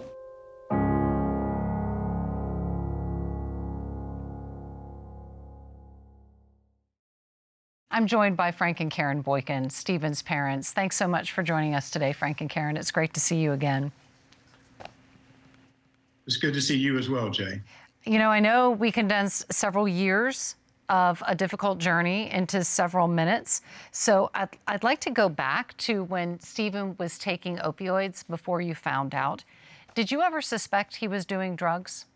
Not really. At the time, he was in college. So we assumed he was drinking, possibly smoking pot, but never in a million years did we think he was using heroin. I want to ask you something that I asked Cami Wolf-Rice a little bit earlier in the show, which is, what do you wish you had known at the beginning of this journey? I wish we had known the signs of opiate addiction, but we didn't. But now we do. And some of those signs that I wish we knew then, they would wear long sleeve shirts, even on the hottest summer day. And I guess that was to hide track marks.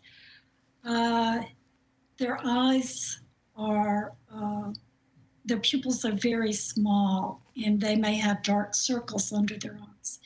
Their voice may be very raspy, and there may be extreme weight loss. They may nod off in mid-conversation. They scratch their face or arms or legs constantly. And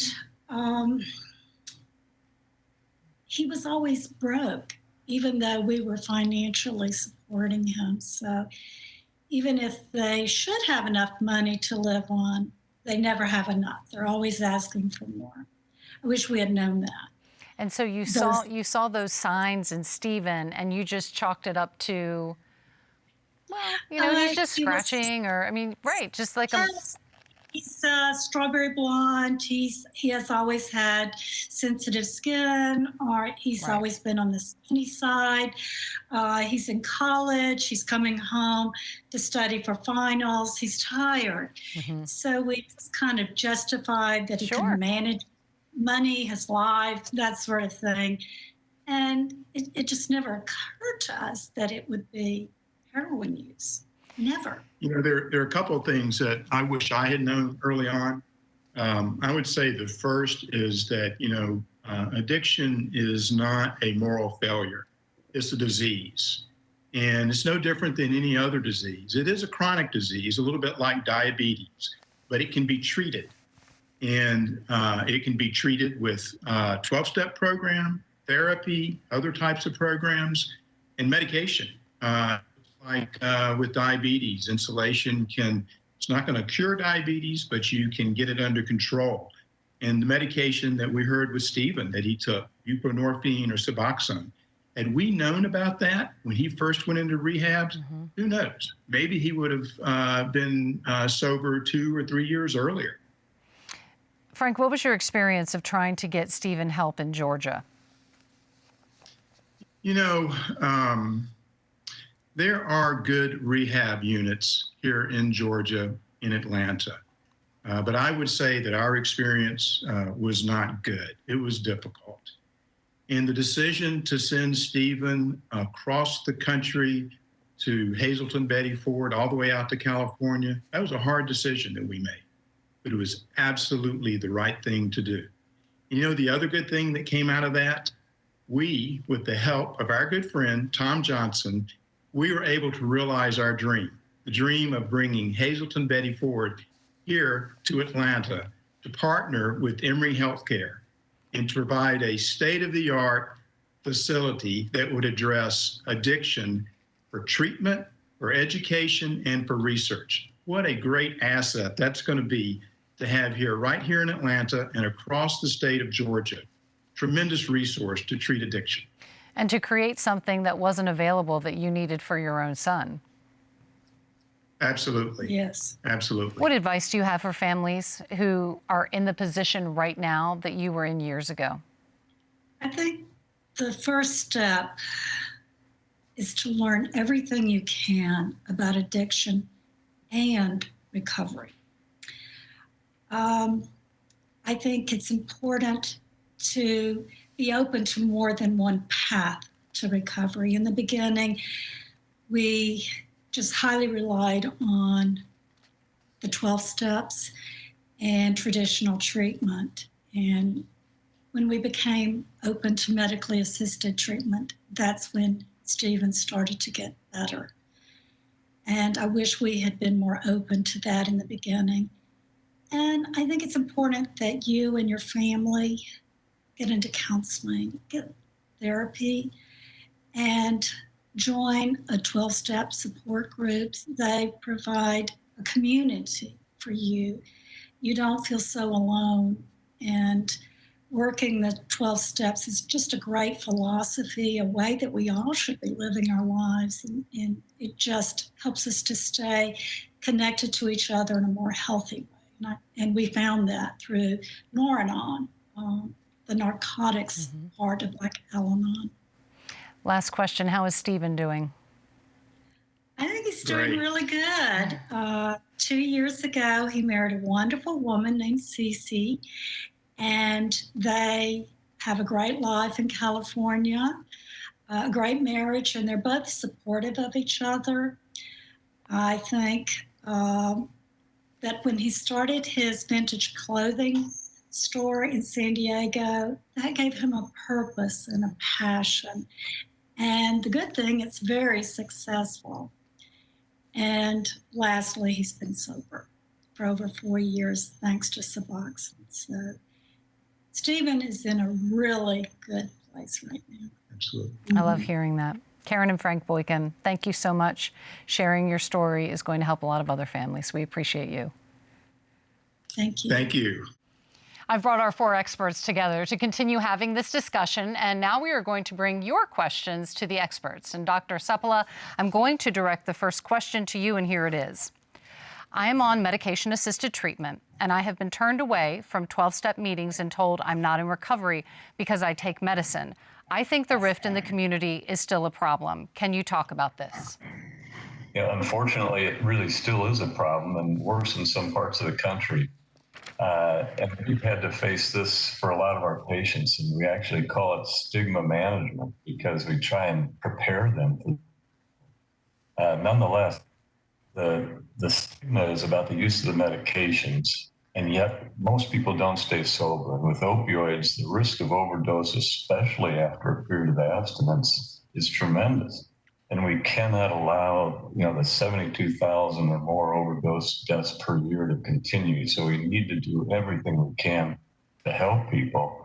And you can find meetings that are favorable to the use of medications. We do that within the communities. We have treatment programs, and I would suggest calling different treatment programs to ask about such meetings. Also, we've found that Alcoholics Anonymous meetings are more favorable to medication use than Narcotics Anonymous meetings, where their national group has kind of forbidden that to some degree, and biases exist.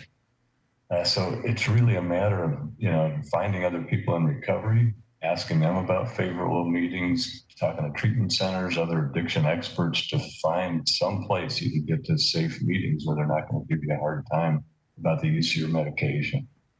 Dr. Welsh, another question from a viewer is, we have a clinic in our town that gives medication to people who are addicted to opioids. We don't see this as helping our town. How can this possibly be a good thing? Well, stigma really is a significant barrier to receiving treatment and can be both internal, meaning the person experiences some degree of shame about their disease, or external, where they are shamed by others. We really wouldn't stigmatize a clinic starting in our community that manages diabetes. Similar to diabetes, addiction is also a chronic disease. Just like patients with diabetes take insulin to manage their condition, medication for opioid use disorder treats the symptoms of a substance use disorder, such as cravings and withdrawal. And when properly prescribed, these medications do not cause a high. Individuals stabilized on medication for opioid use disorder can achieve recovery because they're not experiencing other signs of an active substance use disorder, such as loss of control or giving up important activities because of drug use. Data also demonstrates that 90% of people with opioid use disorder who detox only and do not enter residential treatment will drop out of treatment and or resume opioid use within 2 weeks. Providing treatment really helps communities. Thank you, Dr. Welsh. We have a bunch of other questions, and any of you can answer as you wish. How do I safely get rid of opioids? Well, I'll take that one, and I think that is a fantastic question because it really amplifies the importance of discussing safe storage and disposal. And so I would say if anyone has opioid medications that they are taking that as prescribed by their physician, they should make sure that they are properly stored away. They may even need to be locked away so that only the person who is prescribed the medication has access to the medication. And then we get to the important question of disposal. And I would say that the first thing I don't want folks to do is flush the meds down the toilet. So I want everyone not to do that. And then there are other ways. You can dispose of the meds in kitty litter, maybe purchase kitty litter, put the meds in kitty litter, and then put them in the trash. This is an important conversation to have with your pharmacist and your physician. At the very beginning, when you're prescribed the medication, how can I dispose of these medications if I have extra? In some pharmacies, they have drop boxes. At some law enforcement locations, they have drop boxes. Sometimes there are mailers available. And I will say that innovation is playing a role here. I talked to one company and they had a little packet of a material that all you had to do was pour it into the pill bottle, it would gel, and then you could throw that away. So the key issue is this is an important conversation to have. There are many options, so I would talk to your pharmacist and your doctor when you are first getting the prescription. Thanks, Dr. Harris. Similar question as far as how to get something. Where can people get naloxone or Narcan? And this person says, in case I ever need it to help someone. So I'm happy to start. Georgia, like many other states, has taken really important steps to make Narcan available. There is a standing order so that anyone who wants to access it through their local pharmacy is able to get access to this life-saving tool. And I'm also happy to report that even individuals who are uninsured or might want to access it through a local nonprofit can reach out to the Atlanta Harm Reduction Coalition or the Georgia Opioid Prevention Program, and just ask for it, and it's made available to individuals. Our organization has also made it available to first responders. Anywhere we can, we want to encourage people to reach out, get it in their hands, especially when they know loved ones are at risk. Thank you, Commissioner. Next question. My daughter is addicted and has relapsed twice and has overdosed. We cannot afford inpatient treatment. No one has ever recommended medication-assisted treatment. I'm afraid she will die from an overdose. What can I do? Let me start with that one and give some general information, because most treatment for opioid use disorder is done on an outpatient basis, doesn't require the expense of a residential stay. And she could either see a medication provider or go to an outpatient program like Dr. Welsh runs at Emory. And I know there's other resources all over Georgia that could provide such medications, but the important piece is that people can access these medications without going to residential treatment and get the support services necessary. Commissioner, would you like to add to that? Yes, I'm happy to let folks know some really important resources that are available in Georgia. And they are available through funds from the federal government, provides funds to each state. In Georgia, the Department of Behavioral Health and Developmental Disabilities has put a priority on making medication-assisted treatment available, particularly for people who are uninsured. And so with monies that we've received through the State Opioid Response Grant, we've invested in standing up over 23 medication-assisted treatment sites that are available to individuals who are uninsured or do not have ability to pay, so they can still walk in, access treatment. I also want to let folks in Georgia know that the Georgia Crisis and Access Line is a 24-hour hotline staffed by licensed clinicians where you can call. Tell somebody where you are, what location you're in, and they can direct you actually to the local resources that are available in your community. And we really want to encourage people at that first sign where someone says, I need help, I want help, or you're looking, go ahead and make that call. Those 23 centers you're talking about, is it a case where people have to be referred by a primary care physician, or can people contact them directly to get help? Because sometimes I feel when there are a lot of steps, people are less likely to do something. Is it a pretty direct shot to be able to get served by those centers? Absolutely. The idea is you should even be able to walk in and at least have the conversation, right. I'm here, I'm seeking help, or I'm seeking help for my loved one. And if they can't help you right there, they can certainly direct you to how you can make that happen. We want to make it as easy as possible for people to access the treatment that they need. Excellent. And if I could add a broader point, sure. Because I think people equate treatment with residential or inpatient. And I think we need to make sure that it's about the treatment opportunity that best fits the individual need of the person. There is no one-size-fits-all approach. There are outpatient opportunities.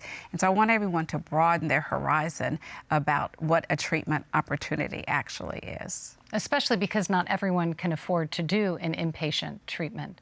Knowing that there are other options open up so many avenues for people. Absolutely. Our next question is, where do things stand with access to treatment for people? How are we breaking through barriers to expand that access? Who wants to take that one for us? Well, I will start with a broader approach nationwide because the last set of data we looked at, and it does depend on where you live, but only 2 in 10 patients who wanted access to medication-assisted treatment, which again is evidence-based, had access to that treatment. That is 2 in 10. That is totally unacceptable. Now, we are seeing more and more treatment opportunities available, but we have a long way to go. And I really was very glad to see in Georgia that there are more and more treatment opportunities for those who don't have any insurance. So I think we are improving, but we still have a long ways to go before we make sure that everyone has an equitable opportunity for access to medication-assisted treatment. What about the COVID impacts that we're seeing, these overdose increases that we've seen in the state of Georgia since March when we shut down? What is our takeaway from that? What do we do with that information other than be very concerned? How do we take that information and move it into action and how we react to it? Anybody have thoughts on that? I'm happy to start and really raise the concept of the importance of peer support. And when we use that term in the context of opioid recovery and treatment, we're talking about people who have been through their own opioid struggle, are on the other side of it, and then are trained to help individuals. So peers are active in Georgia all around the state, and they have embraced the opportunity to take action during COVID. And they're having recovery meetings, online, virtual recovery meetings. And there's also a warm line in the state of Georgia where if you just want to say, I'm not in crisis, but I need to talk to somebody, I need help. We also have peers. There's a peer on the other end of the line to listen, to talk you through, not necessarily to do anything, but just to be there to listen. We've also placed peers in emergency department rooms where after an overdose, rather than just necessarily talking to a healthcare or medical professional, they might want to have the next conversation with a person who's been there. Peers are right there at the other end saying, let's talk together about what's going to happen next. So I think grasping that first moment where a person says, this isn't the way I want to live, I want to find help, having a connection of another individual who's been there. We've tried to really make it possible for peers to support other individuals all throughout the state. So there are peer recovery centers in communities all across Georgia. Again, places you can walk in and say, can I talk to someone? I think I need help. Excellent.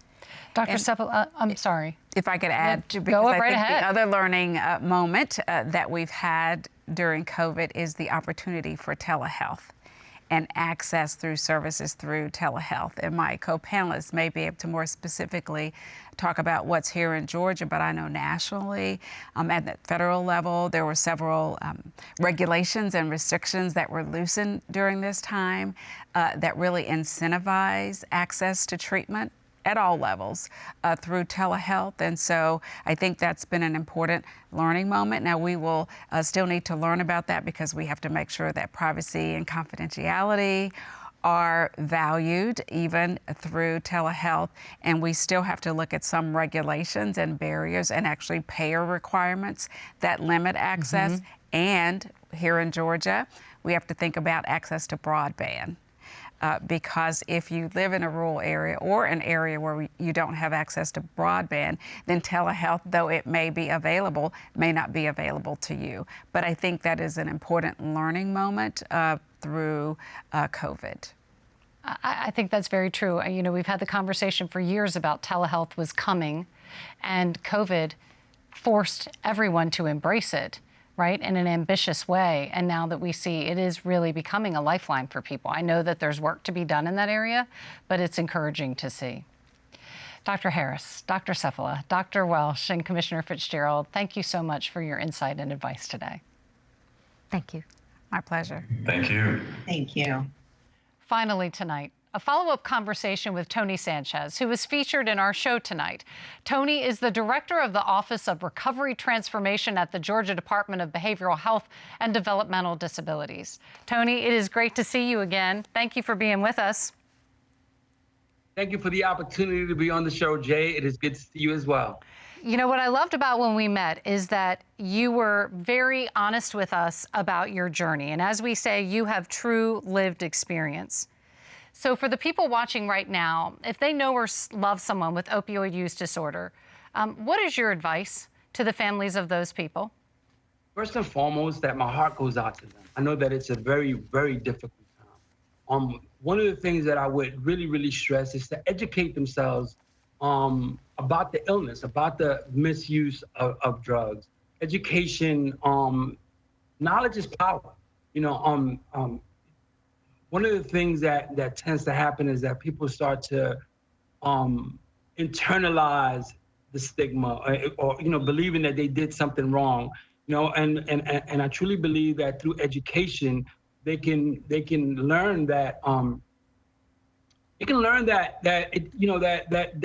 that drug dependence, drug misuse doesn't know socioeconomic barriers. It doesn't know color. It can happen to anyone, and that it is not their fault. I would also encourage them to remember their loved ones as their loved ones and not judge them by their behavior. That this is an illness, that this is a chronic medical health condition that could be treated, and that recovery is not only possible, recovery should be the expectation. We talked in the interview about your family, but you also wanted to point out a lot of them are regular, good, hardworking people who loved you through every bit of your life and everything that you've been through. Yeah, thank you for saying that, Jay. The statement that I made in our earlier interview about some of my families being drug dealers is true, but the majority of my family, especially my parents, are hardworking individuals who, as a matter of fact, they've been married for 60 years. They raised a family together. Both my parents work. They dropped out of this school at the 8th grade so they can go to work, and they stress education. And so I want to honor my family, because they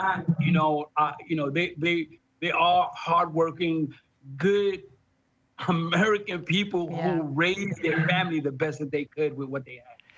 Tony, the last thing I would like to talk to you about, and for you to take us out on this note in our last minute, is you say recovery is available to us all. Talk to me about that. Recovery available to us all? Because for some people, I think they feel that it's not within reach, or they can't get access to resources. So talk to me about that. Well, I mean, we know even through this pandemic that we're in now, we can see the health disparity. However, recovery is everyone's responsibility as well. And recovery should be available. If it is a medical health, if it's a chronic medical health condition, then why not make it available to everyone? And everyone should have the opportunity to recover. And it is our responsibility to make those opportunities available so that people could take their rightful place in their families, in their communities, and be able to live their best lives. Tony Sanchez, thank you so much for joining us today and talking with us. And I know that I'm going to see you again. So thank you for the time. Thank you, Jane. Thank you. One last reminder, you can call the Georgia Crisis and Access Hotline number at the bottom of the screen to get connected to state resources for yourself or a loved one. That number is 1-800-715-4225. Georgia Public Broadcasting and I would like to thank the Georgia Department of Behavioral Health and Developmental Disabilities for their incredible support and partnership on this project. And a heartfelt thank you to our sponsor, Southern Company Foundation, for supporting this important public health discourse. This brings us to the end of our program tonight, but we have just begun to have this important conversation, and our pledge to you is that we will continue to have it, because it is only when we openly and actively confront an issue together that we can make strides against it for the good of all Georgians and their families. Thank you for sharing your time with us. Good night.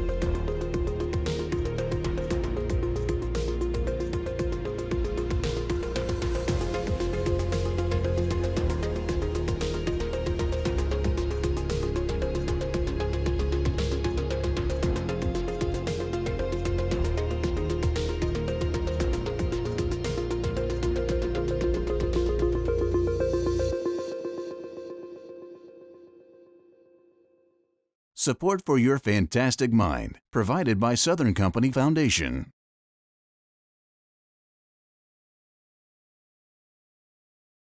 Support for your fantastic mind provided by the Georgia Department of Behavioral Health and Developmental Disabilities. For more information, visit opioidresponse.info.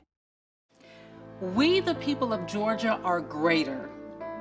Greater than the opioid epidemic that's taking our loved ones and tearing families apart.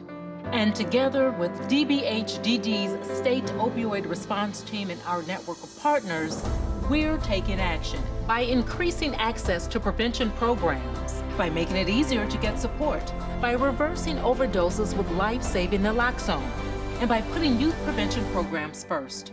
From Atlanta to Augusta to Albany, there are many things you can do to fight stigma and stop the hurting, like learning to correctly handle pain medication, by safely disposing unused pills and acting quickly to stop an overdose.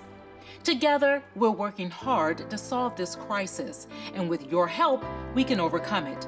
United, we are greater than the opioid epidemic, because united, we are Georgia. Learn how you can get involved right now at opioidresponse.info.